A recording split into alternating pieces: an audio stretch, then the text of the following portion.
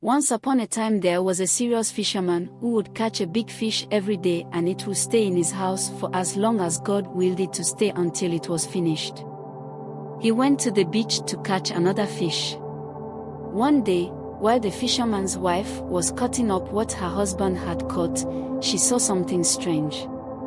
She saw a pearl in the belly of that fish. She was amazed. A pearl in the belly of a fish. Glory be to God. She went to her husband and said, "Oh my husband, look what I found." "What is it?" "It is a pearl." The fisherman took the pearl and went with it to the pearl seller who lived in the house next door. His neighbor, the merchant, looked at it and said, "But I cannot buy it because it is priceless. Go to the head of the sellers in the neighboring city, perhaps he can buy it from you." The fisherman took his pearl and went with it to the big seller in the neighboring city and told him the story. The big seller said to him, "I swear, my brother, what you own is priceless, but I have a solution for you. Go to the governor of the city, for he is able to buy such a pearl." At the door of the governor's palace, the fisherman stood with his precious treasure, waiting for permission to enter. When the governor saw it, he said, "Pearls like this are what I am looking for. I don't know how to estimate their price, but I will allow you to enter this private treasury. You will remain there for 6 hours. Take from it whatever you want. This is the price of the pearl." The fisherman said, "Your Excellency, perhaps you can make it 2 hours. It ruins a lot of hours for a fisherman like me." The governor said, "No, but 6 full hours to take from the treasury whatever you want." The fisherman entered the governor's treasury and saw a terrifying sight.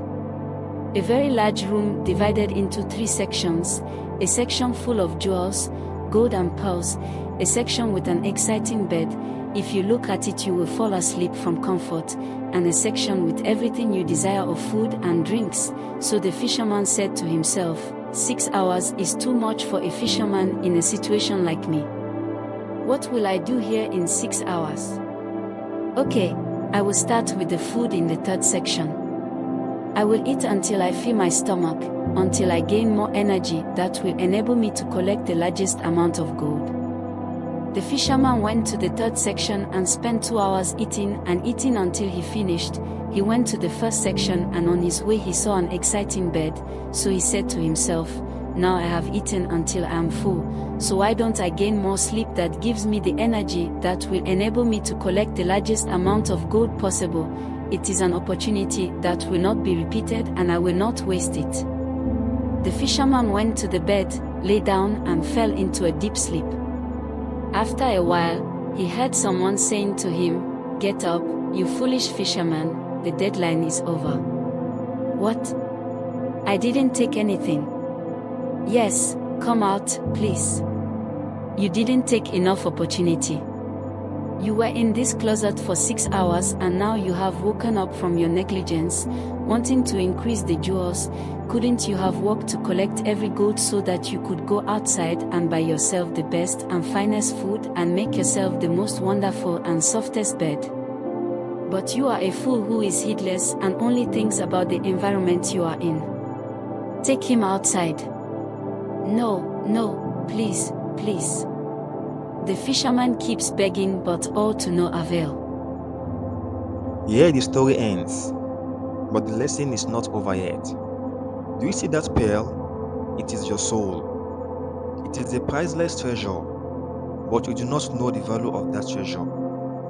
Do you see that private treasury? It is the world.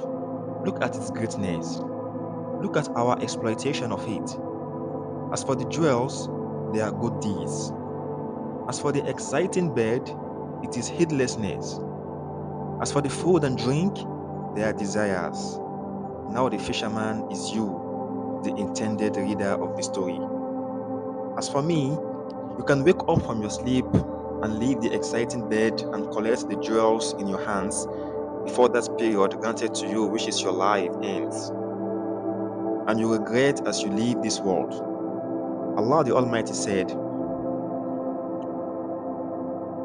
حتى إذا جاء أحدهم الموت قال رب ارجعون لعلي أعمل صالحا فيما تركت كلا إنها كلمة هو قائلها ومن ورائهم برزخ إلى يوم يبعثون فإذا نفخ في الصور فلا أنساب بينهم يومئذ ولا يتساءلون فمن ثقلت موازينه فأولئك هم المفلحون ومن خفت موازينه فأولئك الذين خسروا أنفسهم في جهنم خالدون تلفح وجوههم النار وهم فيها كالحون until when death comes to one of them, that is those who join partners with Allah, he says, My Lord, send me back so that I may do righteousness in that which I have left behind. No, it is but a word that he speaks, and behind them is a barrier until the day when they will be resurrected. Then, when the trumpet is blown, there will be no kinship among them that day, nor will they ask for each other. Then, those whose scales of good deeds are heavy, they are the successful ones. And those whose scales of good deeds are light, they are those who lose their own selves. In hell will they abide eternally. The fire will burn their faces, and therein they will grin with displeased lips.